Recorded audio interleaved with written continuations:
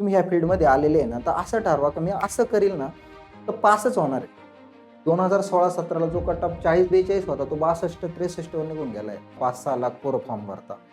त्याच्यामधले 500-600 पास होतात. जर 5 लाखामध्ये 500-600 पास होत आहे, 4,99,500 मुलांचं होतं काय?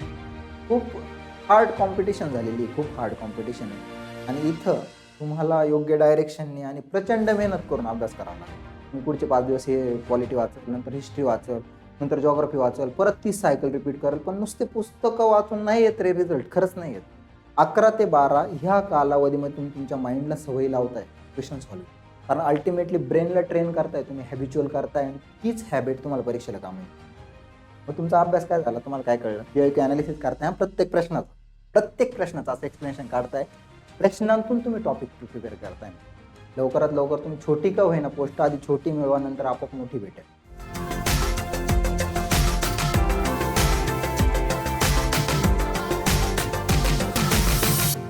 Good evening all of you. गट ब पूर्व परीक्षा 21 डिसेंबरला होणार आहे, तिच्यासाठीचा शेवटचा महिना आहे. आणि 4 जानेवारीला होणारी गट क परीक्षा याच्यासाठी हार्डली 40 दिवस बाकी आहे. आणि हे जे पुढचे दिवस आहे, हे डिसाइडिंग फॅक्टर आहे, इतके क्रुशियल आहे. तर हे ठरवणार आहे का तुम्ही पास होणार आहे का नाही. कारण ह्या काळामध्ये तुम्ही अभ्यास कशा पद्धतीने करताय ना, हे खूप महत्त्वाचं ठरतं. आजच्या लेक्चरमध्ये त्याच गोष्टीवर बोलणार आहे, जे मुलं सीरियस आहे. त्यांनीच लेक्चर बघा. प्लीज टाईमपास करत असाल, तुमचा अभ्यास नसेल होत तर नका बघून. तुम्हाला जर करायची इच्छा असेल त्याच लोकांनी बघा. कारण ज्या गोष्टी सांगणार आहेत त्या प्रचंड प्रॅक्टिकल बेसिसवर असणाऱ्या गोष्टी, ज्या रिअल आहे. असं वर मी इथं काही पण मोटिव्हेशन द्यायला आलेलं नाही तुम्हाला. त्या मला जाणवल्या मागच्या 5-6 वर्षापासून शिकवतोय. माझ्या प्रिपरेशनमध्ये ज्या चुका झाल्या किंवा जे आता ज्या विद्यार्थ्यांशी मी बोलतो, त्यांच्या चुका जेव्हा बघतो ना, तेव्हा कळतं की ही जी परीक्षा आहे बघा 5-6 लाख पोरं फॉर्म भरतात. त्याच्यामधले 500-600 पास होतात. जर 5 लाखामध्ये 500-600 पास होत आहे, तर 4,99,500 मुलांचं होतं काय? ते का पास नाही होत? ते अभ्यास नाही करत का? सगळे अभ्यास करतात, पण प्रत्येकजण त्या योग्य डायरेक्शननी, त्या इंटेन्सिटीनी, त्या काय मेहनतीने अभ्यास नाही करत. सगळ्यात महत्त्वाचं डायरेक्शन लय इम्पोर्टंट आहे. त्याच गोष्टी आज सांगणार. कारण काय आहे, तुम्ही खूप अभ्यास करत असता. असे खूप प्रचंड विद्यार्थी मी बघितलेले, लिटरली सकाळी 7ला लायब्ररीत जाता. रात्री 12 वाजेपर्यंत अभ्यास करता. पूर्ण झोकून देऊन सर्व सोशल मीडिया सगळं बंद असतं. सगळ्या गोष्टींचा त्याग केलेला राहतो, तरी रिझल्ट येत नाही. असे वर्षानुवर्ष त्यांचे निघून जातात, तरी पण रिझल्ट येत नाही. म्हणजे असे पण विद्यार्थी आहे, की जे 9-9, 10-10 वर्षापासून अभ्यास करताय. स्टिल त्यांना कोणतीच पोस्ट भेटलेली नाही. 22व्या-23व्या वर्षी अभ्यास चालू केलाय. काहींनी 25व्या वर्षी चालू केलाय. वयाच्या 35व्या वर्षापर्यंत अभ्यास करतात. तरी पण पोस्ट भेटलेली नाही. विचार करा त्यांचं लग्न झालेलं नाही. जीवनामध्ये म्हणजे भलेही त्यांना 35व्या-36व्या वर्षी एखादी पोस्ट भेटेल पण. ते जीवनातल्या ज्या गोष्टी त्यांना कॉम्प्रोमाईज कराव्या लागतील, जे लग्न असतील, बऱ्याच घरच्यांचे त्यांचे भविष्यातले फॅमिली असेल, सगळ्या गोष्टींशी त्यांना कॉम्प्रोमाईज करावं लागतं. त्याच्यामुळं खूप हार्ड कॉम्पिटिशन झालेली आहे, खूप हार्ड कॉम्पिटिशन आहे. आणि इथं तुम्हाला योग्य डायरेक्शननी आणि प्रचंड मेहनत करून अभ्यास करावा लागेल. स्मार्ट स्टडी तर तुम्हाला करावाच लागेल, पण मेहनत पण खूप करावं लागेल. कारण 2016-17ला जो कट ऑफ 40-42 होता, तो 62-63 वर निघून गेलाय. आणि 100 पैकी 63 मार्क्स पाडणं हा काही जोक नाहीये. खरंच जोक नाहीये. तुम्हाला त्या सगळ्या गोष्टी आल्या पाहिजे. तुम्हाला टाईम मॅनेजमेंट जमली पाहिजे. तुम्हाला प्रत्येक विषयाला न्याय देता आला पाहिजे, तरच तुम्ही पास होता. तुम्हाला आता पहिल्यासारखं असं नाही का स्ट्राँग सब्जेक्टमध्ये तुम्ही पैकीचे पैकी पाडले आणि एखाद्या विषयाला तुम्हाला 4-5 जरी पडले तरी पास होता. असं होत नाही आता. आता तुम्हाला बॅलन्स प्रत्येक याच्यामध्ये आणावा लागतो. प्रत्येक मार्क्स म्हणजे चांगला जो तुमचा स्ट्राँग सब्जेक्ट त्याच्यामध्ये मार्क्स आणायचेच आहे. जो तुमचा वीक आहे तिथं सुद्धा तुम्हाला 8-9 मार्क्स आणायचे. तरच तुम्ही कुठेतरी 62-65 ची रेंज क्रॉस करता. तुम्हाला काठावर पास होऊन मुख्य परीक्षा पास नाही होत. त्याचं कारण असं राहतं, जर आपला स्कोर काठावर आहे आणि आपल्याला वाटतंय की यार बऱ्याच मुलांचा तुमचा 60 स्कोर आला असेल मागच्या वेळेस, बऱ्याच मुलांचा 60-62 स्कोर असतो. मग आपल्याला असं वाटतं माझं होईल का नाही? कोणतरी सांगतं, नाही 60 पण काठावर आहे. मग आपलं त्या आहे ना, रिझल्ट लागेपर्यंत जो काळ असतो ना, त्या काळामध्ये अभ्यास चांगला होतो. आणि नंतर रिझल्ट आपला येतो आणि आपण मग पुढचे 1.5-2 महिने मुख्य परीक्षेची तयारी करतो आणि आपली मुख्य पण होत नाही. कारण आपली मुख्यला कॉम्पिटिशन अशा लोकांची असते, की जे ऑलरेडी वेटिंग लिस्टला पडलेले आहे मागच्या वेळेस. ज्यांची मेन्स 3-3, 4-4 मार्क्सवरून गेलेली, ते लोकं आपल्याशी कॉम्पिटिशनला असतात. कारण प्रिलिम 7,000-8,000 मुलं पास होतात. आणि त्यातली जी मेन्स परीक्षा जी पास होतात ते 500-600 असतात. विचार करा ना कॉम्पिटिशन कोणत्या लेव्हलला गेलेली. त्याच्यामुळं आजच्या व्हिडिओला खरंच सिरियसली घ्या.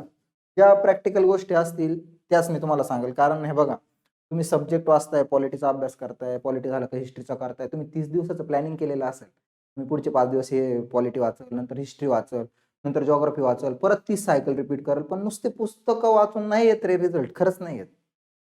तुम्हाला काही गोष्टी थोड्याशा आउट ऑफ बॉक्स विचार करावा लागतो. काही गोष्टींना स्वतःला टेस्ट करावं लागतं. काही गोष्टी म्हणजे सॉल्व्हिंग, टायमिंग, तिथला जो टेम्परामेंट आहे, हा माइंडसेट सुद्धा बनवणं खूप गरजेचं राहतं त्यावेळेस. त्याच्यामुळं आजच्या लेक्चरमध्ये ज्या गोष्टी सांगाल, खूप तळमळीने सांगतोय, खूप मनापासून सांगतोय. बघा आजच्या गोष्टीमध्ये मी तुमचं डेली शेड्यूल कसं तुम्ही ठेवू शकता. बऱ्याच मुलांचं डेली शेड्यूल फिक्स झालेलं असेल. त्यांच्यासाठी काही बदल करण्याची गरज नाही. पण त्या शेड्यूलमध्ये तुम्ही कोणत्या गोष्टींना तुमचा अभ्यास कसा डिव्हाईड करा, हे खूप महत्त्वाचं आहे. कारण टॉप टू बॉटम पुस्तकं वाचणं आता गरजेचं नाही. आता तुम्हाला महत्त्वाचे टॉपिक कोणते ते कळले पाहिजे. त्या गोष्टींची जास्तीत जास्त रिव्हिजन तुम्हाला करता आली पाहिजे आणि त्या त्या टॉपिकवर जर क्वेश्चन याच्यावर पडतोय, जर पेपरमध्ये येतोय, तर तो चुकलाच नाही पाहिजे. अशा पद्धतीने घेऊन जायचंय तुम्हाला. ठीक आहे. आता बघा डेली शेड्यूल मी तुम्हाला सांगेल, बुक रीडिंग कशा पद्धतीने करा ते पण सांगेल. त्याच्यामधून व्ही-एम-पी टॉपिक्स कसे काढायचे ते पण मी व्यवस्थित सांगेल. फक्त व्यवस्थित एक वही पेन घेऊन बसा. ज्या गोष्टी सांगेल त्या राईट डाऊन करा. त्या तुमच्या डिसाइडिंग फॅक्टर राहणार आहे. म्हणजे तुमचा अभ्यासाला थोडंसं फक्त वेगळ्या दिशेने घेऊन जायचंय. अभ्यास तर करायचाच आहे तुम्हाला प्रचंड. पण जी दिशा सांगाल ना, तुम्हाला बघा ती सूट होईल. तुम्हाला लगेच कळेल की यार ह्या गोष्टी प्रॅक्टिकल ह्या मिसिंग आहे माझ्या अभ्यासामध्ये. हे खूप मोठ्या अनुभवातून सांगतोय बरं का. खूप लोकांशी बोलल्यानंतर स्वतःच्या चुकांमधून किंवा ज्या मुलांचे रिझल्ट आले त्यांनी काय चेंजेस केले त्याच्यावरून सांगतोय. मागच्या वर्षी बरेच मुलं जे आपल्या बॅचचे टॉपर आलेले होते, एस-ओ, एस-टी-आय झालेले मुलं, त्यांच्याशी पण बोललेलो आहे मी. ठीक आहे. पुढची महत्त्वाची गोष्ट असेल डेली टेस्ट कोणत्या द्यायच्या आहेत, तुम्हाला कसं प्लॅन करायचं आहे, पी-वाय-क्यू एनालिसिस कसं कराल, ही महत्त्वाची गोष्ट आहे. आणि तुम्हाला प्रत्येक सब्जेक्टचं टार्गेट काय सेट करायचं आहे मार्क्सच्या दृष्टीने. मला एवढे मार्क्स पाडायचे या सब्जेक्ट. 19-20 इकडे-तिकडे होऊ शकतं, पण ह्या रेंजनं मला घेऊन जायचंय, तेव्हा माझा कुठेतरी अल्टिमेट रिझल्ट येईल. ठीक आहे. स्टार्ट करू. जास्त वेळ तुमचा घेणार नाही. डायरेक्ट मेन याच्याकडे जाऊ. कारण पहिल्या ज्या गोष्टी ह्या सांगायच्या होत्या खूप महत्त्वाच्या आहेत. हा सिरियसनेस नसतो. आपण नुसते पुस्तक वाचायच्या मागे लागलेला असतो. पण फक्त पुस्तकं वाचणं हा मार्ग नाही ना योग्य. तुम्हाला खूप साऱ्या गोष्टींवर काम करावं लागतं इथं. तुमच्या छोट्या-छोट्या वीकनेसवर काम करावं लागतं. सुरू करू बघा. पहिल्यांदा सगळ्यात महत्त्वाची गोष्ट म्हणजे डेली शेड्यूल. डेली शेड्यूल कसं असलं पाहिजे? आता बघा, मी तुम्हाला एक जनरल शेड्यूल सांगतो बरं का. जनरल शेड्यूल तुमचं जे शेड्यूल बसलेलं आहे, काही 7:00ला अभ्यासाला सुरुवात करत असतील, काही मुलं 8:00ला करत असतील, काही 9:00ला करत असतील, काही 10:00ला करत असतील. ठीक आहे, तुमच्या पद्धतीने राहू द्या, पण तुम्ही शेड्यूल बसवताना असं बसवा. जर सपोज आपण एक्झाम्पल घेतलं मित्रांनो, आपला आत्ताचा अभ्यास 9 ते 10 तास झाला पाहिजे बरं का. काय तुम्हाला 7 आणि 8 तास अभ्यास नाही करायचा. आता थोडासा अभ्यास वाढवायचा आहे. परीक्षा जवळ आलेली, कॉम्पिटिशन वाढलेली, तुम्हाला ह्या पद्धतीने अभ्यास करावाच लागणार. 5-6 तास अभ्यास करून त्या लेव्हलची रिव्हिजन होत नाही, त्या पद्धतीने आपण जाऊ शकत नाही. ते कसं करायचं? 9 ते 10 तासाचं शेड्यूल कसं असलं पाहिजे बघा. जर सपोज तुम्ही 9ला अभ्यास स्टार्ट करताय, 9ला अभ्यास स्टार्ट करताय, तर 1 वाजेपर्यंत तुमचा पहिलं जे असतं, पहिलं टाइम टेबल ते दिवसाचं ते असलं पाहिजे. ह्या 4 तासाचा हा स्लॉट असला पाहिजे. 4 तासाचा हा स्लॉट तुम्हाला करायचा आहे. ह्या स्लॉटमध्ये तुमचा हे बघा अर्धा तास इकडे-तिकडे जातो आपला. पण 3-3.5 तास व्यवस्थित अभ्यास झाला पाहिजे. ह्या वेळेस तुम्ही काय करताय माहिती का? तुमचा सगळ्यात मोठा दुश्मन तो म्हणजे मोबाईल, तो डायरेक्ट बॅगमध्ये ठेवताय. याला डायरेक्ट बॅगमध्ये बंद करायचंय हां. कारण काय होतं, आपण एखादी गोष्ट सर्च करायला जातो अभ्यास करताना. सर्च करता आपण दुसरीकडे घेऊन जातो. मग YouTube चालू होऊन जातं, आलेले नोटिफिकेशन बघत राहतो. Telegramवर एखादं काहीतरी एंटरटेनमेंट असतं ते बघत बसतो. इथं वेळ कसा निघून जातो कळत नाही. बघा, जरी तुम्हाला अभ्यास करताना एखादी गोष्ट सर्च करायची, सपोज अभ्यास करता एखादी गोष्ट अडली, कळत नाही, तुम्हाला सर्च करायची, ती गोष्ट तुम्ही वहीवर लिहून ठेवा. तुमचा जेव्हा 1 वाजेचा स्लॉट संपल अभ्यासाचा, आता माझं वाचून झालेलं आहे. माझी ही गोष्ट मला सर्च करायची होती. 1 वाजता मोबाईल काढताय बॅगमधून, मग ती सर्च करताय. स्वतःला एक्सक्यूज देत नाही. लगेच मोबाईल काढला लगेच. तुम्ही मोबाईल टेबलवर सुद्धा ठेवू नका तुमच्या. तुमचा जो डेस्क असतो ना, त्याच्यावर सुद्धा ठेवू नका मित्रांनो. म्हणजे ही कळकळीची विनंती. कारण काय होईल बरं का, हे बघा, तुम्ही जर 21 डिसेंबरला तुमचा स्कोर कमी आला ना किंवा काठावर आला ना, तुमचं काय होईल, पुढचे 2 महिने पूर्वपरीक्षा रिझल्ट लागेपर्यंत तुम्ही असंच यार होईल का नाही ह्याच दुविधा मनस्थितीमध्ये राहाल. आणि रिझल्ट आल्यानंतर जर रिझल्ट नाही आला किंवा आला, तर पुढचे 2 महिने करून पण मेन्स क्वालिफाय नाही होत. त्याच्यामुळे स्कोर अशा लेव्हलला पाहिजे की मी पासच होणार आहे. ठीक आहे. कारण त्या सायकलमध्ये अटकतो आपण. मग रिझल्ट नाही आला ना पुढे, पुढं काय करतो आपण, 1-2 महिने त्याचं आपले मित्र कोणतरी पास झाले राहतात, त्याच टेन्शनमध्ये कोणत्या कोणत्या चुका झाल्या त्याच बघत राहतो, त्याचंच खूप टेन्शन घेत राहतो. मग परत पुढच्या वर्षीचं आता बघा मे मध्ये राज्यसेवा होणार आहे, जुलै, ऑगस्ट, सप्टेंबरमध्ये ह्या ग्रुप बी, ग्रुप सी परत त्या सायकलमध्ये परत पूर्वची तयारी चालू करतो. असं करता करता वर्ष कधी निघून जाताना रिझल्ट गेला का परत 2 महिने टेन्शनमध्ये, परत पुढच्या पूर्वचं वारं तयार होतं, परत आपण अभ्यासाला लागतो. असे वर्ष कम्फर्ट झोनमध्ये कसे निघत जातात, कधी 5-6 वर्ष, 8-9 वर्ष निघून जाताना आपल्या आयुष्यातले. त्यावेळेला कळायला लागतं की यार आपल्यावर आता घरच्यांचा विश्वास राहिलेला नाही, आपल्या स्वतःचा पण राहिलेला नाही. त्याच्यामुळं करताना आहे ना, आता करायचंय ना, तुम्ही ह्या फील्डमध्ये आलेले आहे ना, तर असं ठरवा की मी असं करील ना, तर पासच होणार आहे. एवढा-एवढा टाईम पिरियड आहे मला एवढ्या याच्यामध्ये छोटी का होईना पोस्ट काढायची. Any how. ठीक आहे. तर अशा पद्धतीने हे मोबाईल-बिबाईल याचा सॅक्रिफाईस करा. सोशल मीडिया वगैरे असतील तुमच्या बंद करा आता 1 महिन्यासाठी. बॅगमध्ये ठेवायचं आहे पहिलं. ठीक आहे. तुम्ही काय करताय 1 वाजेला तुम्ही 1 वाजेला जेवणासाठी जाता किंवा कोणी 8:30 ला अभ्यास करत असा 8 ला सुरू करत असता 12 वाजेपर्यंत. मग 12 ला तुम्ही जेवायला जाताय. ठीक आहे. 1 ला जेवायला गेले. 1 ते 2 तुमचा जेवणाचा टायमिंग दिला तुम्ही 1 तास स्वतःसाठी. ठीक आहे. पुढचा एक अर्धा तास तुम्ही झोपले, टाईमपास केला 2:30 वाजेपर्यंत, काहीतरी केलं, स्वतःला दिला. ठीक आहे. मी असं नाही म्हणत की लगेच अभ्यासाला बसा. मग काय करायचं पुढचं? पुढचा जो 2:30 ते 3:30 जो वेळ आहे ना, हा वेळ काय करायचा आहे? हा वेळ जो आहे, हा वेळ तुम्हाला काय करायचा आहे? हा सी-सॅट म्हणजे तुम्हाला मॅथ आणि रिझनिंगसाठी द्यायचा आहे. थोडा आपण जेवल्यानंतर आपल्याला थोडंसं हेवी फील होतं. कधी-कधी झोप येते. मॅथ आणि रिझनिंग करताना झोप लागत नाही. तुम्हाला हे करायचं आहे. ठीक आहे. 3:30-4 पर्यंत तुम्ही करताय 1 तास. मग 4 ला काय करताय? 4 ते 4:30 हा काळ तुम्ही थोडासा चहा वगैरे घेताय. ठीक आहे. 30 मिनिटं 4 ते 4:30 तुम्ही चहा वगैरे घेताय आणि त्याच्यानंतर 4:30 ला जर तुम्ही अभ्यासाला बसले ना, 4:30 ते 8:30 पर्यंत तुमचा पुढचा 4 तासाचा स्लॉट मारताय तुम्ही. 4:30 ते 8:30 पर्यंत. हा पुढचा स्लॉट आहे. ह्या स्लॉटमध्ये तुम्ही परत मोबाईल तुमच्या बॅगमध्ये ठेवताय. तुमचा एखादा इम्पोर्टंट नंबर आहे तोच चालू ठेवायचा आहे. घरचा काही इमर्जन्सी कॉल आला तर रिसीव्ह करायचा आहे. मित्र-मित्राचे तर अजिबात उचलायचे नाही. कोणी म्हटलं ना तुम्हाला 4:30 नंतर चहा घेऊन तुम्ही बसले 5 वाजता कोणी येऊन म्हटलं चल चहा प्यायला, अजिबात जायचं नाही. सॉरी, हात जोडायचे डायरेक्ट. किती कोणाला राग येऊ द्या, काही असू द्या. तुमची पोस्ट निघेपर्यंत तुमचं कोणीच नाही, एवढं लक्षात ठेवा. तुम्हाला सांगतो हे जे मित्र असतात ना, हे रिझल्ट नाही आला ना, हेच तुम्हाला नावं ठेवतात. हे कोणीच कोणीच कामाचं नसतं तुमच्या आयुष्यात किंवा हे दूर जरी गेले ना तुमच्यापासून जाऊ द्या, काय फरक पडत नाही. रिझल्ट आले आपोआप जवळ येतात. त्याच्यामुळे थोडं स्ट्रिक्ट व्हायचंय. ठीक आहे, तुम्ही हा स्लॉट मारताय 4 तासाचा. इथं तुम्ही 3-3.5 तास, मला माहिती आहे अर्धा 1 तास इकडं-तिकडं होतो. 3-3.5 तास व्यवस्थित अभ्यास करताय. मग 8:30 ते 9:30 पर्यंत किंवा 8 ते 9 पर्यंत मध्ये जेवायचा वेळ देताय तुम्ही स्वतःला. परत 9:30 ला येऊन 9:30 ते 10:30 किंवा 11 पर्यंत तुम्ही करंट अफेअर्स वगैरे वाचताय.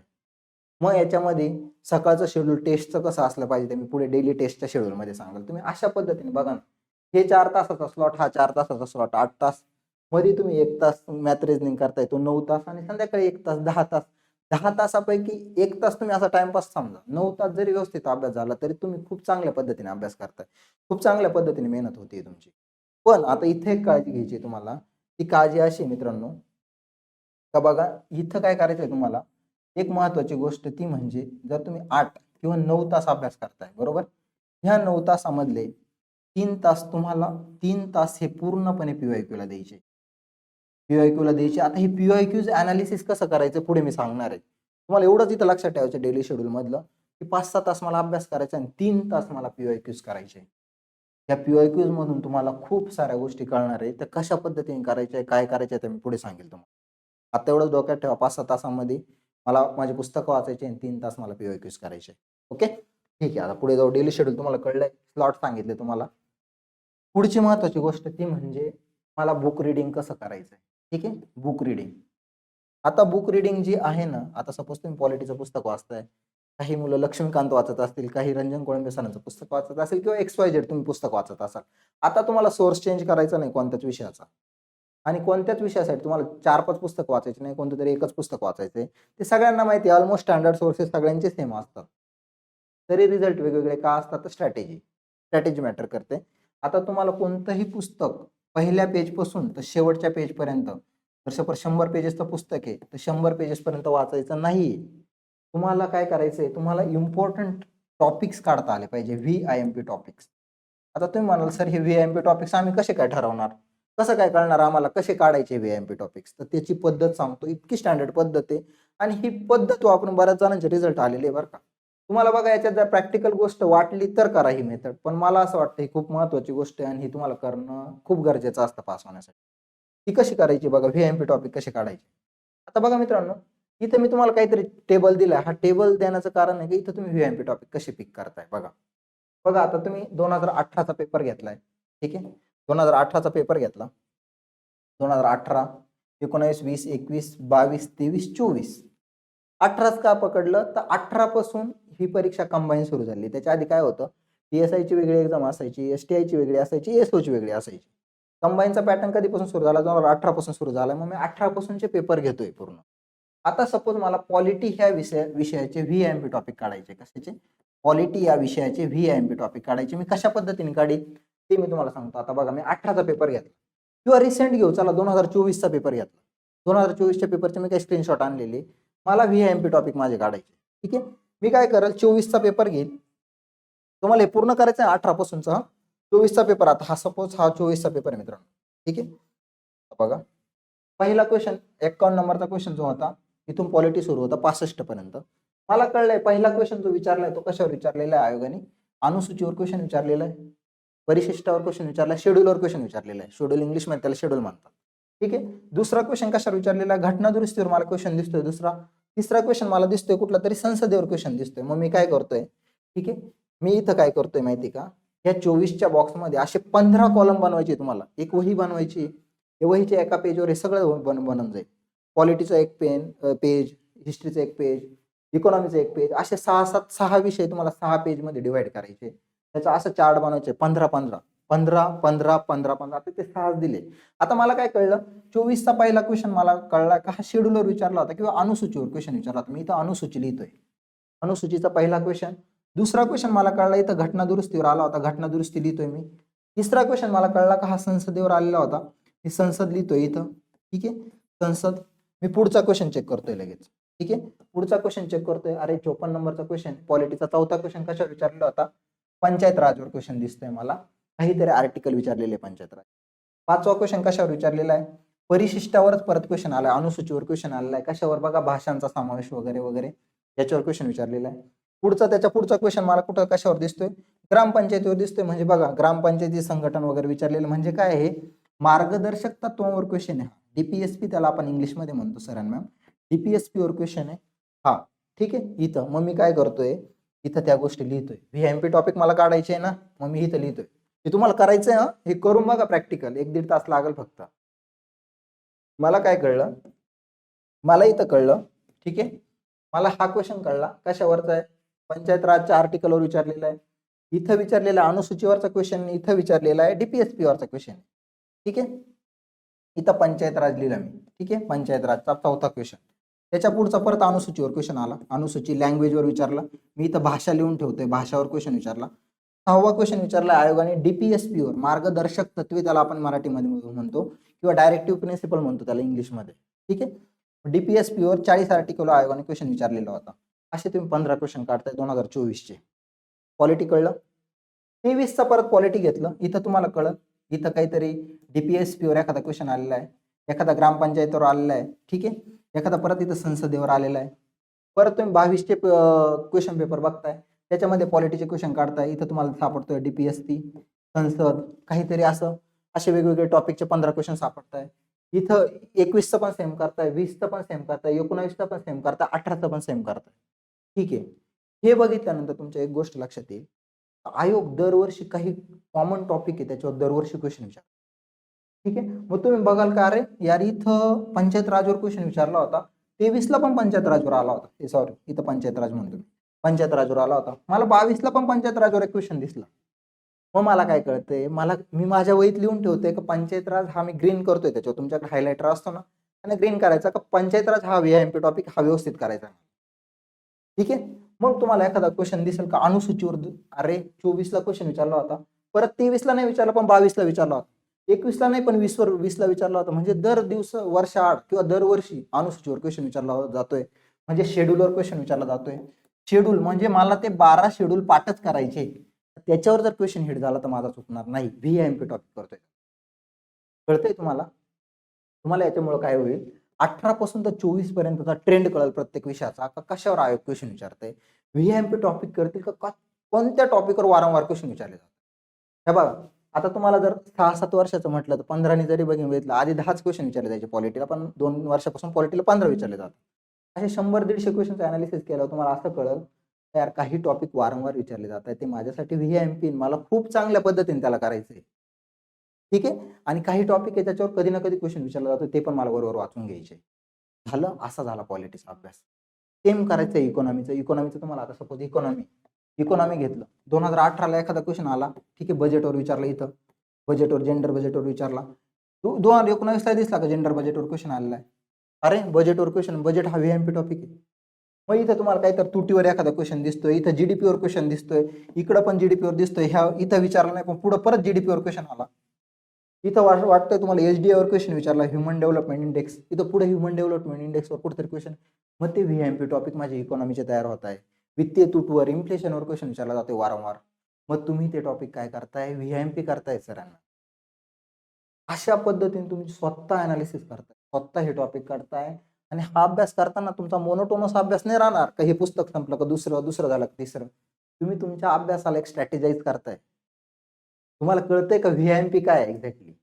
मला कोणत्या टॉपिकला लास्ट डे, माझा जो शेवटचा आठवडा असेल त्या परीक्षेचा, मला जे कळलेले आहे, मी जे व्हीएमपी टॉपिक प्रत्येक विषयाचे काढलेले, पंचायत राज असेल पॉलिटिक्सचा, महाधिवक्ता असेल, संसद असेल, राष्ट्रपती, व्हॉटएव्हर तुम्ही जे काढलेले लिस्टमध्ये स्वतःचं अनालिसिस करून.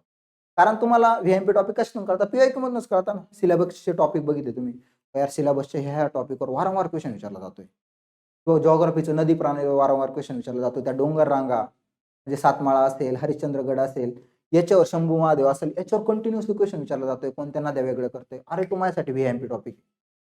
मग शेवटच्या जेव्हा परीक्षेला जाता जाता आपण म्हणतो ना, शेवटच्या आठवड्यामध्ये तुम्ही त्याची रिव्हिजन करताय सर. आणि ते जेव्हा स्ट्रॉंग होतं ना, येणारे क्वेश्चन, जी पुढची क्वेश्चन पेपर राहील त्याच्यावरच क्वेश्चन मोस्टली आलेले असतात. त्याच टॉपिकवर फक्त थोडासा वेगळा क्वेश्चन असतो, तुम्हाला ते क्वेश्चन चुकून द्यायचे नाही.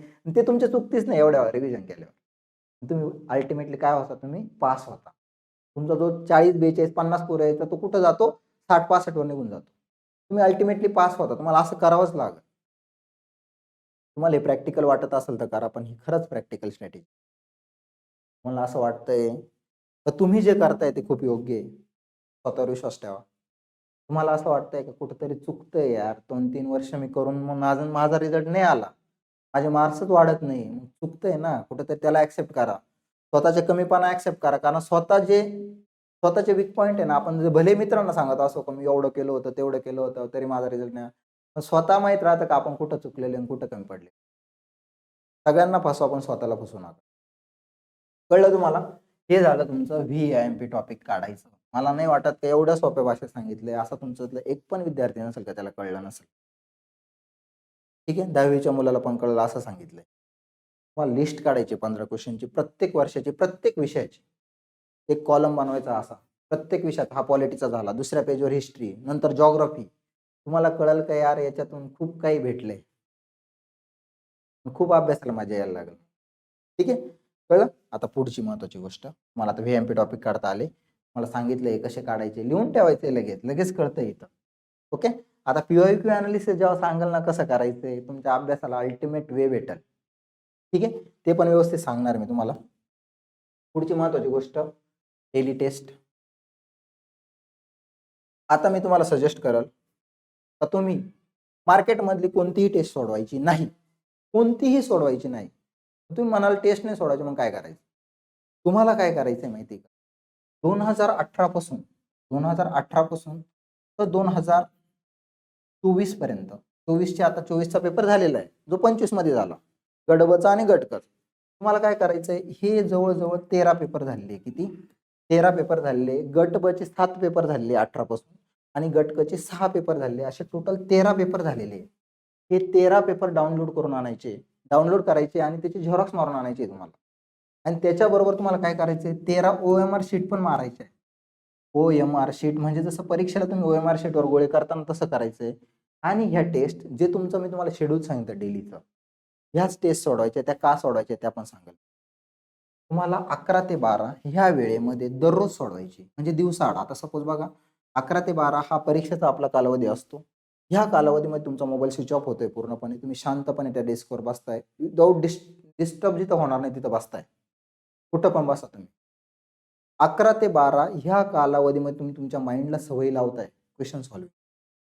कारण अल्टिमेटली ब्रेनला ट्रेन करताय तुम्ही, हॅबिच्युअल करताय आणि तीच हॅबिट तुम्हाला परीक्षेला कामं येते. आपण कधीही टेस्ट घेऊन बसतो ते महत्त्वाचं नाही मित्रांनो. बॉडीचं काही फंक्शन आहे. बघा आपल्याला कधी-कधी पहाटे उठायची सवय लागली. आपण 8-10 दिवस आपल्याला त्रास होतो. पण 10 दिवस जर आपण अलार्म लावून उठलो ना, 11व्या दिवशी आपल्याला अलार्मची सुद्धा गरज नसते. अलार्म वाजलं नाही तरी आपल्याला जाग येते त्याची. का? तर बॉडीला सवय लागते, ब्रेनला सवय लागते. तसंच सेम आहे. तुम्ही जर सॉल्व्हिंगची जर तुमच्या ब्रेनला सवय लावताय 11 ते 12 ह्या कालावधीमध्ये, जो तुमचा पेपरचा टायमिंग आहे, जो तुम्हाला तुमचं स्वप्न तिथं आहे पूर्ण करण्याचा ते मार्ग आहे तिथला. 11 ते 12 मध्ये 1 तासामध्ये तुमचं जीवन घडणार आहे. त्याच्यासाठी तुम्हाला हे शेड्यूल बसवायचं आहे. ठीक आहे. 11 ते 12 ह्या कालावधीमध्ये हे 13 पेपर दिवसाआड तुम्हाला दररोज एक पेपर सोडवायचा आहे टाईम लावून. भले त्या टाईमामध्ये असा टाईम वाढवायचा ना 1 तास म्हणजे 1च तास. जर तुमचे 80च क्वेशन सॉल्व्ह होत असतील, मग तुम्हाला हे काय होईल माहिती आहे का? हे आता बघा, तुम्ही इथं काय करायचंय 11 ते 12 मध्ये पेपर सोडवला. मी 2018चा पेपर सोडवला पहिल्यांदा. ठीक आहे. तुम्हाला याच्यातलं कळलं का याच्यातले माझे 50च क्वेशन बरोबर आलेले. डिमोटिव्हेट व्हायचं नाही. 50 काय झाले चुकीचे आलेले आणि 50 बरोबर आलेले. मग तुम्हाला इथं कळेल का अरे मला 1 तासामध्ये माझे निगेटिव्ह पॉइंट मला काय कळले, की माझा पेपर अटेम्प्ट झाला नाही. मला टाईम पुरला नाही. ही गोष्ट काही मुलांना कळू शकते. काहींना टाईम पुरला असेल, काहींची अॅक्युरसी व्यवस्थित आलेली नाही. मग तुम्हाला हे शोधायचं आहे की हे 50 क्वेशन्स तुमचे कोणत्या टॉपिकवरचे चुकलेले आणि का चुकलेले? मग काही कधी-कधी सिली मिस्टेक झालेली असेल. एखाद्या गोष्टीचं आठवत नसेल 2 ऑप्शनमध्ये कन्फ्यूज असाल, चुकलं असेल, तर त्यावेळेस काय तर कन्फ्यूज होताय म्हणजे काय? त्या टॉपिकची आपली रिव्हिजन कमी आहे. किंवा कधी-कधी गोल करताना तुम्ही चुकले असाल, ही तर सगळ्यात मोठी ब्लंडर आहे. ही तर चुकीच व्हायला नकोय कधीच. किंवा मग कदाचित आयोगाने अयोग्य विचारलं असेल, तुम्ही योग्य कन्सिडर केलं. ही सवय लावताय तुम्ही जेव्हा हे 13 पेपर जेव्हा सोडवाल, 13 क्वेशन पेपर, 13 टेस्टच समजा आयोगाच्या. जेव्हा द्याल ना, तुमचा जेव्हा 13वा पेपर तुम्ही सोडवाल ना, तुमच्या ह्या सगळ्या चुका कमी-कमी होत जातील. जिथं 50 चुकताय, तिथं काय होतंय माहिती का? तिथं हळू ते 30-35च चुकायला लागतील आणि फायनल पेपरमध्ये पण तुम्ही तेवढेच चुकाल. चुकलेल्या क्वेशन तो टॉपिक आता सपोज एखाद्याला क्वेशन आता विचारला गेला सपोज एखादा क्वेशन आलेला आहे. क्वेशन कशावर विचारलेला? आयटकवर क्वेशन विचारलेला आहे. आयटकवर ऑल इंडिया ट्रेड युनियन काँग्रेसवर क्वेशन आला आणि तुमचा तो चुकला. सपोज याचं विचारलं की याचे अध्यक्ष कोण होते? विचारला आणि तुमचा तो चुकला. तिथं ऑप्शन दिलेले होते. त्याचे अध्यक्ष लाला लजपत राय होते हे आपल्याला माहिती आहे. तुमचा तो चुकला म्हणजे काय आयटकचं तुमचं काय रिव्हिजन व्यवस्थित नाही किंवा हा टॉपिक तुमचा व्यवस्थित झालेला नाही. मग तुम्ही काय करताय लगेच याचा आयटकचा अभ्यास करून घेताय. हा क्वेशन माझा चुकला आहे ना, का चुकला तर मला माहित नव्हतं मग मी करतोय. 1920ला याची काहीतरी स्थापना झाली. याचं पहिलं अधिवेशन 1920ला झालं होतं. याचे अध्यक्ष कोण होते? लाला लजपत राय होते. मग 3 गोष्टी मी पाठ करता. याचा उद्देश काय होता? कामगारांचा सुधारणा वगैरे, वगैरे बऱ्याच गोष्टी होत्या. मी तुम्हाला सांगतोय कसं करायचं चुकलेले क्वेशन. कदाचित तुमचा डीपीएसपीवरचा एखादा क्वेशन चुकलेला आहे. आर्टिकल 45 विचारलं. ठीक आहे ते तुमचं चुकलं. 45 वर क्वेशन विचारलं ते तुमचं चुकलं. मग तुम्ही बघून घेताय 45 काय आहे?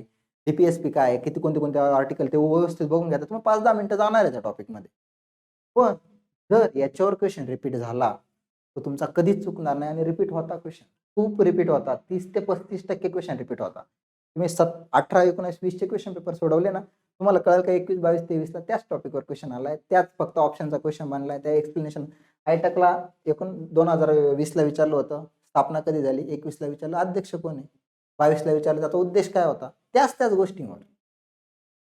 त्याच गोष्टी कळायला लागतील मित्रांनो. कळलं तुम्हाला कसं करायचंय? चुकलेल्या क्वेशनचं अॅनालिसिस करायचंय. बरोबर क्वेशन पण बरोबर आले. मग याच्यात काय एक्स्ट्रा माहिती तुम्हाला भेटते ते पण तुम्ही बघताय स्वतःला. टेस्ट करताय. ठीक आहे. अशा पद्धतीने तुम्ही अभ्यास करताय. इतका छान पद्धतीने अभ्यास करताय. ठीक आहे. एकदम छान पद्धतीने. आता तर तुम्हाला वाटतं त्याच्यात खूप वेळ जातोय तर आमची ही बॅच आहे पीवायक्यू बॅच. त्याच्यामध्ये मी स्वतःची हिस्ट्री, जिओग्राफी शिकवलेली आहे त्याच्यामध्ये. राहुल सरांनी पॉलिटी शिकवलेली आहे, इकॉनॉमी शिकवली. एकदम सुंदर पद्धतीने 40 तासाची बॅच आहे. दररोज 1-1.5 तास जरी बघितलं, 2 तास जरी बघितले स्पीड वाढवून, तरी तुमची 20-25 तासात संपेल. सगळ्याचे 13चे 13 क्वेश्चन पेपर एक्सप्लेन केलेले आहे. तुम्हाला वाटतंय ना तुमचे 50 क्वेश्चन 2018ला चुकले. तुम्ही ते 50 क्वेश्चन पटपट व्हिडिओ बघून घेतले. डायरेक्ट तुम्हाला सब्जेक्ट वाईज व्हिडिओ दिसतील त्याच्यामध्ये त्या बॅचमध्ये. ही बॅच घेऊ शकता तुम्ही. ठीक आहे. ₹599 बॅच आहे. तुम्हाला असं वाटतं ही महाग आहे तर तुम्ही अमोल 100 हा कोड जर वापरला तर तुम्हाला ₹100 ऑफ भेटेल याच्यामध्ये. ठीक आहे. अमोल 100 हा कोड वापरा. ठीक आहे. अप्लाय कुपनमध्ये तुम्हाला ही 499लाच बॅच भेटेल, कारण परीक्षा जवळ आली. तुमच्याकडून माझ्याकडून पण काही देणं आहे तुम्हाला. तुम्हाला जर वाटत असेल बॅच नाही करायची, मला स्वतः करायचं, स्वतः करा बाळांनो, पण तुम्ही पास व्हा. उद्देश बॅच देणं नाही. जर तुमचा वेळ जात असेल तर हे करू शकता. ही बॅच पण आहे. स्वाध्याय अकॅडमीचं ॲप डाउनलोड करायचं आहे. त्याच्यामध्ये ही बॅच आहे तुमची. गट ब आणि गट क एकत्रित बॅच आहे बरं. हे लय महत्वाचं आहे. गट ब च्या आणि गट क च्या वेगवेगळ्या पण बॅच, पण एकत्रित बॅच तुम्हाला घ्यायची 13 क्वेश्चन पेपरची. ठीक आहे. ही बॅच आहे. काय अडचण आली तर हा नंबर आहे 9555221584 याच्यावर कॉल करा. तुम्हाला पूर्ण मदत केली जाईल. ओके. आता महत्वाची गोष्ट ती म्हणजे पीवायक्यू अनालिसिस कसं करायचं. खूप इम्पॉर्टंट फॅक्टर आहे. तुम्हाला मी सांगितलं होतं 9 तास अभ्यास करताय, 5-6 तास तुम्हाला अभ्यास करायचा आणि 3 तास तुम्हाला पीवायक्यू अनालिसिस. ज्या 13 क्वेश्चन पेपर तुम्ही सोडवताय त्याचं तुम्हाला अनालिसिस करायचं ते कशा पद्धतीने करायचं. तुम्हाला बॅचमध्ये सगळं सांगितलंय, पण तुम्हाला स्वतः जर करायचं ते कशा पद्धतीने करायचं बघा. मित्रांनो, आता हा क्वेश्चन हा पॉलिटीमधला क्वेश्चन होता. ठीक आहे. हा क्वेश्चन काय विचारलं होतं, सध्या भारतीय राज्यघटनेमध्ये 8व्या परिशिष्टामध्ये 22 भाषा नमूद केलेल्या आहे किंवा त्यापैकी कोकणी, नेपाळी भाषांचा समावेश 92व्या घटना दुरुस्ती अधिनियम 2003 नुसार करण्यात आला. हा क्वेश्चन विचारलेला, याचा अनालिसिस करायचं आहे तुम्हाला. तुम्ही सोडवलेला असेल, तुमचं चुकलं असेल तर तुम्ही काय करताय बघा. आता तुम्ही लगेच काय करताय, अरे याच्यावर परिशिष्टावर क्वेश्चन आहे, 12 शेड्यूल याच्यावर आधी पण क्वेश्चन विचारला होता बघा. अनुसूचीवरचा पहिला क्वेश्चन तुम्हाला दाखवला. त्याच्यामध्ये 2 अनुसूचीवर क्वेश्चन आले होते. मग तुम्ही काय करताय, 12 अनुसूच्या कशाशी रिलेटेड आहे ते तुम्ही वाचून घ्या. मग तुम्हाला काय कळतं याच्यामध्ये, तुम्ही ह्या पेपरमध्येच लिहून ठेवताय बरं का. 8वी अनुसूची कशाशी संबंधित आहे, भाषेशी संबंधित आहे. काय भाषा, मला कळतंय. त्याच्यामध्ये किती भाषांचा समावेश आहे, 22 भाषांचा. मग आयोगाने काहीतरी विचारलेलं आहे इथं का 92व्या घटना दुरुस्तीने काहीतरी झालेलं आहे. मग तुम्ही काय करताय, भाषांशी रिलेटेड कोणत्या कोणत्या घटना दुरुस्ती झाल्या. मग तुम्हाला काय कळतंय, तुम्हाला एक गोष्ट कळते का, अरे 21 नंबरची जी घटना दुरुस्ती होती ती झालेली होती 1967 ची घटना दुरुस्ती. आता मला इथं नॉलेज सांगायचं नाही तुम्हाला.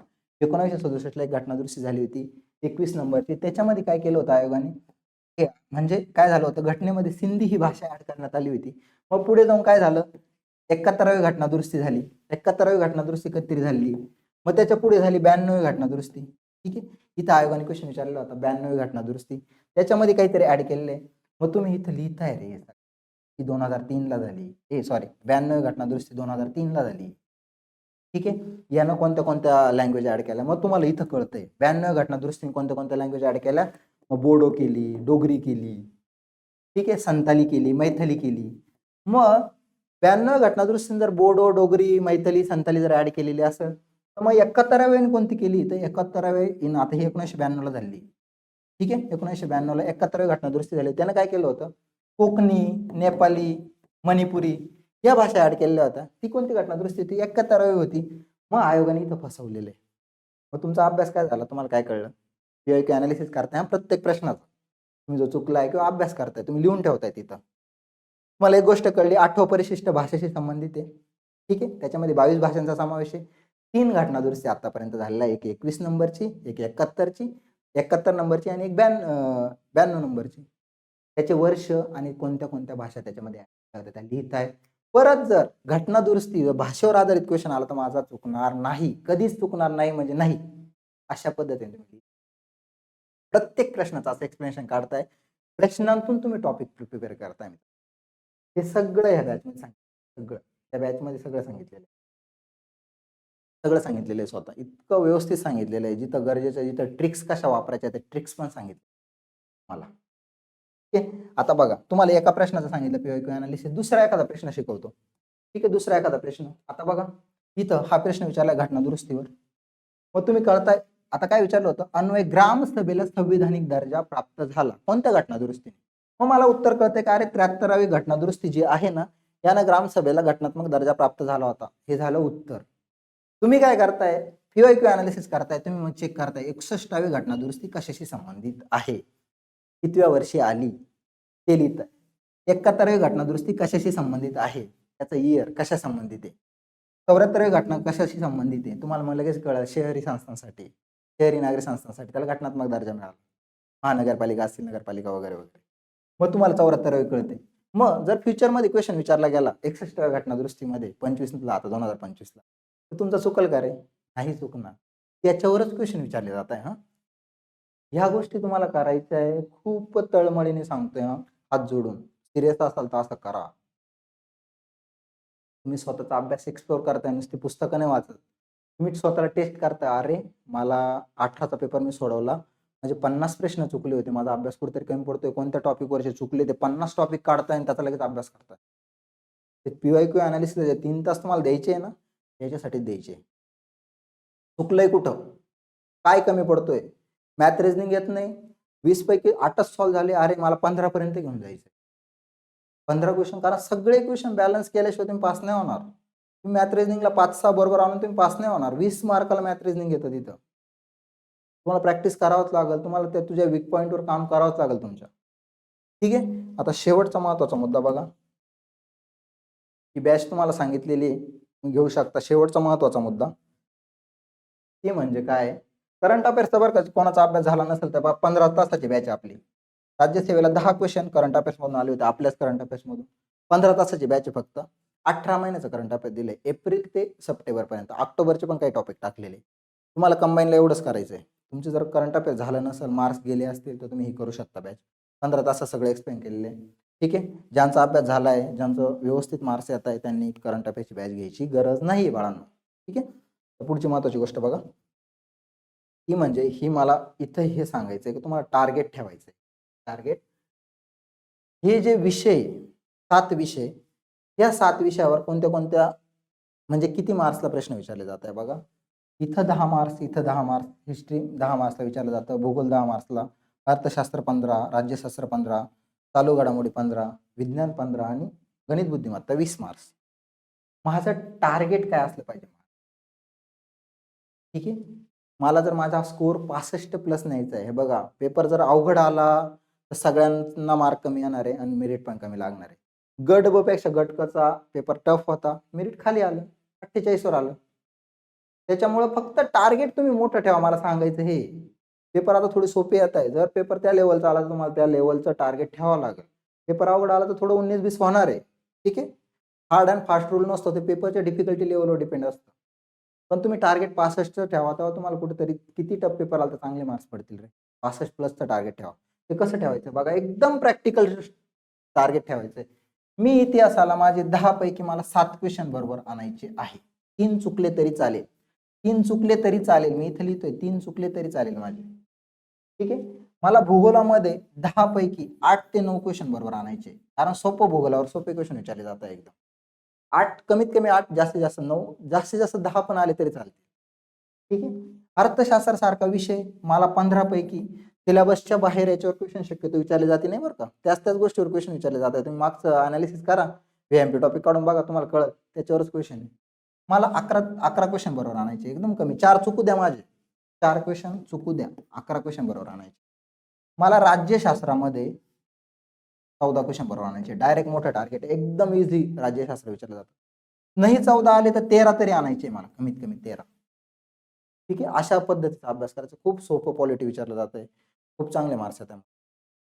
आउट ऑफ मार्क्स पाडणारेच मुलं आहे काही इथं, ते पास होता, पण तुम्हाला 13 तरी पाडायचे इथं. ठीक आहे.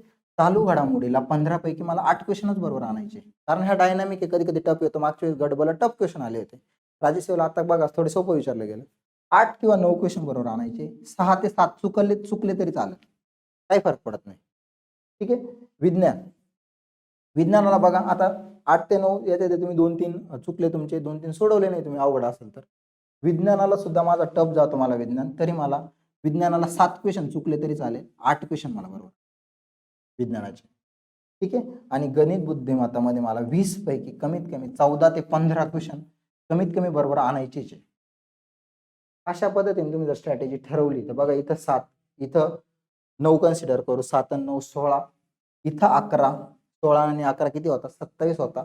27 आणि 14 किती होता रे इथं, 27 आणि 14 होतात 41. 41 आणि 8 किती होता, 49 होता. 49 आणि 8 किती होता रे, 49 आणि 8 57 होता. 57 आणि इथं 14च धरले आपण, तरी किती होत आहे टोटल, 71 होत आहे. 71 प्रश्न माझे बरोबर येत आहे. मी 91-92 क्वेश्चन सोडवतोय, 71 माझे बरोबर येत आहे. पण एखाद्या दिवशी एखादी गोष्ट टफ आली, इथं 7च बरोबर आले. इथं इको सोपं आलं, 11 ऐवजी 13 बरोबर आले. इथं पॉलिटी अवघड आलं, इथं 12 बरोबर आले. म्हणजे ते 19-20 इकडे तिकडे होत राहील. इथले 71 ऐवजी माझे 67 आले बरोबर. ठीक आहे. 4 अवघड होते काय, तरी 67 आणि तुमचे 20 चुकलेले असतील, 4 क्वेश्चनचे मार्क्स कट झाले तरी तुमचा 63-64 स्कोर टफ पेपरला येतोय. सोपा पेपर आला तर 65+ येतोय. अशा स्ट्रॅटेजी. असा टार्गेट ठेवा तुम्ही. ठेवावं लागेल हां प्रत्येक विषयात. विज्ञान आणि करंट जर अवघड जातंय, त्याच्यात मी कमी सांगितलंय तुम्हाला 8-9. पण तेवढे तरी आणायचे मित्रांनो. तेवढे येतात पास होणार. हे तुम्हाला ॲक्सेप्ट करावं लागेल, तरच तुम्ही कुठेतरी फायनल लिस्टमध्ये दिसता आणि तुमचं स्वप्न कुठेतरी पूर्ण होताना दिसेल. नाहीतर वर्षानुवर्ष निघून जातील, रिझल्ट येत नाही, फील्ड सोडून द्यावं लागते, घरचे कंटाळतात आपल्याला, प्रचंड नैराश्य घेऊन आपण घरी जातो. तसं तुमच्या आयुष्यात होऊ नये. लवकरात लवकर तुम्ही छोटी का होईना पोस्ट आधी छोटी मिळवा, नंतर आपोआप मोठी भेटेल. तुम्ही तुमच्या हे ज्या गोष्टी आहे ह्या खूप योग्य दिशेने करा. नुसता करायचं म्हणून करू नका. योग्य दिशेने करावं लागेल तरच तुम्ही पास व्हाल. तुम्हाला सर्वांना ऑल द बेस्ट. जर लेक्चर माझा आवडला असेल ना, प्लीज एकदा सबस्क्राईब करा आमच्या चॅनल. आपण खूप महत्त्वाचे लेक्चर टाकतो. लाईक करा, तुमच्या मित्रांपर्यंत शेअर करा. व्हिडिओ तुम्हाला कसा वाटला कमेंटमध्ये नक्की कळवा. मला त्याचा खूप आनंद वाटेल. तुमच्या कमेंटला रिप्लाय मी स्वतः देईल. ठीक आहे. तुमचा काही प्रश्न असेल, काही डाऊट असेल, कॉल करू शकता. माझ्याशी बोलायचं आहे, बोलू शकता. सरांना कॉल करा. तुम्हाला नंबर दिलेला आहे 95 55 22 15 84. कधी पण सांगा, मी तुमच्याशी बोलेल. ठीक आहे. पण पास व्हा. ठीक आहे. तुम्हाला ऑल द बेस्ट येणाऱ्या परीक्षेसाठी. पुन्हा काही मला जर सांगूशी वाटलं तुम्हाला व्हिडिओच्या माध्यमातून मी सांगेलच. काळजी घ्या स्वतःची आणि व्यवस्थित अभ्यास करा शेवटचा एक. ओके. सर्वांना दोन्ही परीक्षांसाठी ऑल द बेस्ट. परीक्षेचा पॅटर्न सेम आहे. गट बचा आणि गट क चा एकच परीक्षा असते, सारखंच असतं व्यवस्थित. गट ब ला जो करताय तोच गट क ला करायचा आहे तुम्हाला. ठीक आहे. कोणते टार्गेट असो व्यवस्थित करा फक्त. चला ऑल द बेस्ट आजच्या लेक्चरमध्ये.